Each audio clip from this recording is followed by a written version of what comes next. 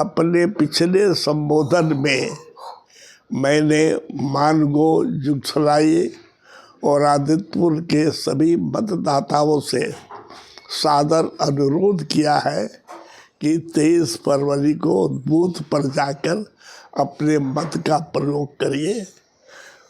मतदान करना आवश्यक है, क्योंकि मत का प्रयोग आपका जन्म सिद्ध अधिकार है।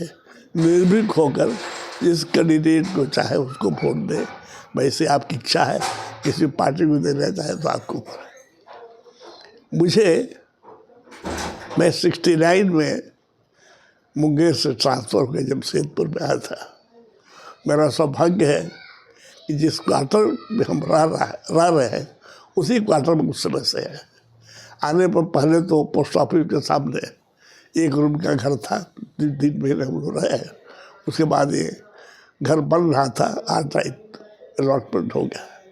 लेकिन ऑफिस था उस समय आदित्यपुर डेवलपमेंट का, आदित्यपुर विकास का, यूनाइटेड क्लब में, जहाँ भी सिविल डिफेंस का ऑफिस है। जब आते थे शाम को ऑफिस से तो रूह कांप जाता था। अच्छी सड़कें वहाँ पर है, अच्छी पानी है, अच्छी व्यवस्था है, सवारी थी, साइकिल।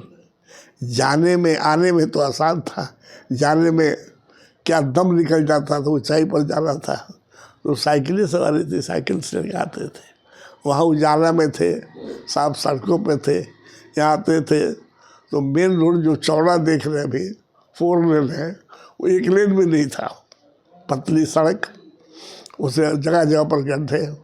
जिस घर में हम लोग रहते हैं 8/4/5 में, 6 महीना बिना बिजली का लालटेन जलाते, डिबरी जलाते।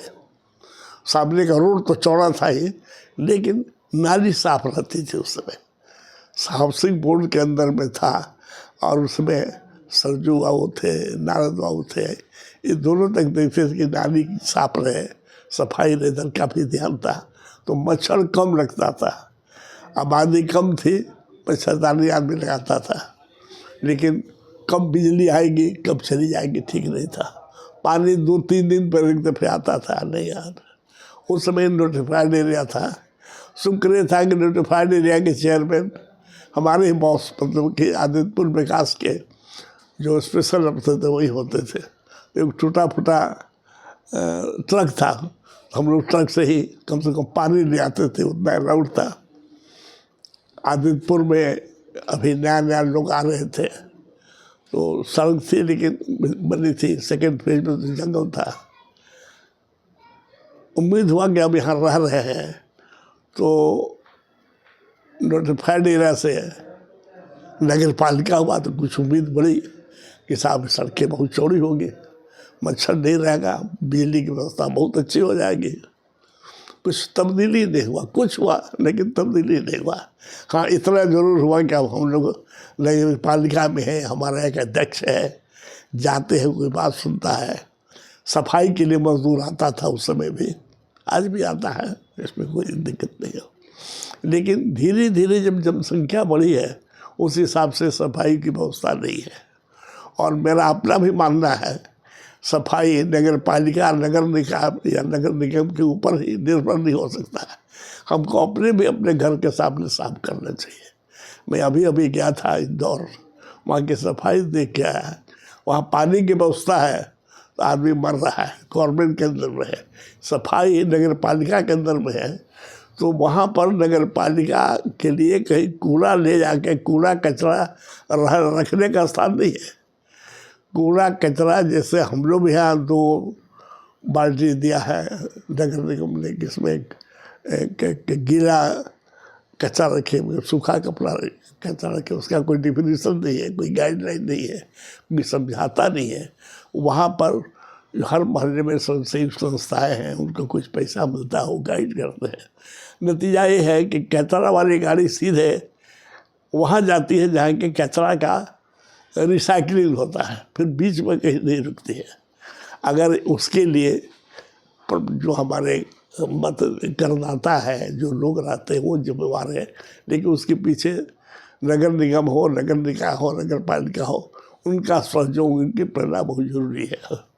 बिजली टाटा की बिजली है या जिसको की बिजली है, लेकिन जिस हिसाब से दोनों बिजली है, गवर्नमेंट की बिजली है, जिसको बिजली है, एक आदमी दोनों बिजली नहीं रख सकता है। तो एक बात हमको जो मान रहा है कि जिसको की बिजली आने से थोड़ा सरकारी बिजली में तरक्की हुई है, क्योंकि लोड कम हो गया है। दूसरी तरफ ये तकलीफ है कि जितना चाहे जब चाहे जिसको की बिजली नहीं मिल सकती, वो भी खरीद के देते हैं, उत्पादन तो करते नहीं है। तो समस्या का बहुत बड़ा समाधान नहीं हुआ। चाहे तो दोनों अलाउ करिए, अरे तो इतनी बिजली रहनी चाहिए कि साहब आपको जो जहाँ मांगे उतने मात्रा में बिजली मिले। ये दिक्कत है।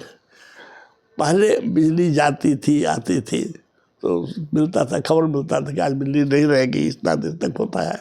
अब धीरे धीरे वो भी बंद हो रहा है, चाहे सरकार का हो या जिसको हो, उसके आने में कोई संकोच नहीं है। पहले तो हम लोग आज ट्रेनिंग लेता था, प्रिवेंटिव मैनेजमेंट करता था। धीरे धीरे उनका काम बढ़ गया है और लाभकर हो रहा है, रेट बढ़ गया है। तो ये सब अलग समस्या है। लेकिन अब लग रहा है कि अभी से आज से देख रहे हैं कि दिन में हम गए थे बिष्णुपुर की तरफ, थोड़ा जोश खरोश बढ़ा है। और समाचार पत्र में पढ़ते हैं, जैसे जैसे लोग, बहुत से व्यक्ति को तो हम जानते हैं कि काउंसलर के लिए, जहाँ नगर पालिका में अध्यक्ष के लिए, मेयर के लिए, पार्षद के लिए खड़े हो रहे हैं। वो बातचीत से तो लगते हैं कि बहुत ही समर्पित व्यक्तित्व के धनी है। जितने के बाद कहाँ तक कर पाएंगे नहीं कह सकते हैं। लेकिन अब मतदाता भी चालाक हो गया है, जनता भी चालाक हो गई है, सतर्क हो गई, जागरूक हो गई है, संकल्पित हो गई है।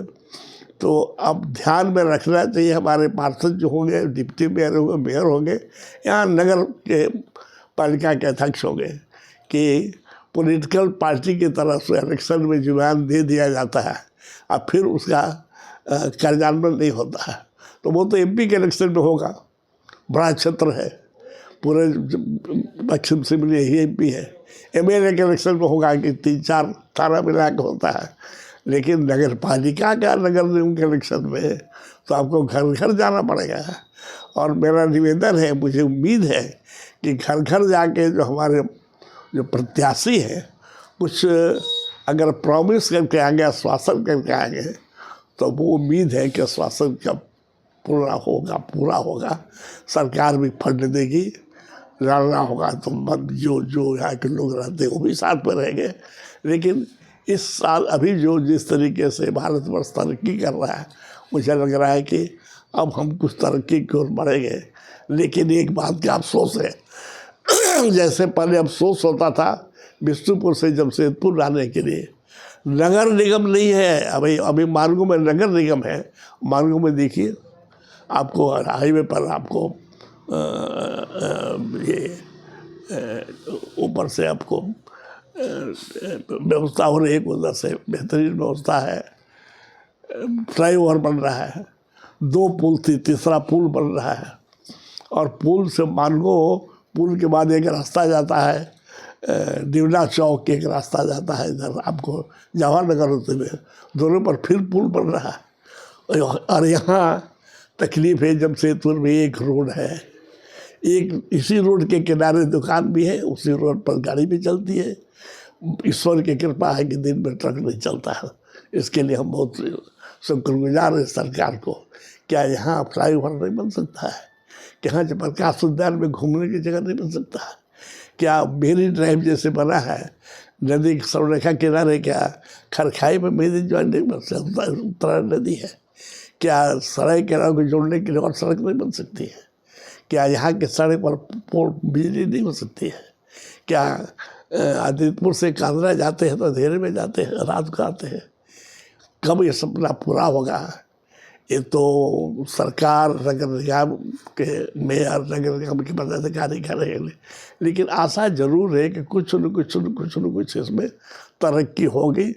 तरक्की के लिए हमको, नागरिकों को सजग होना पड़ेगा, अपने अधिकार के लिए, अपने कर्तव्य के लिए, दोनों के लिए। जय मतदाता।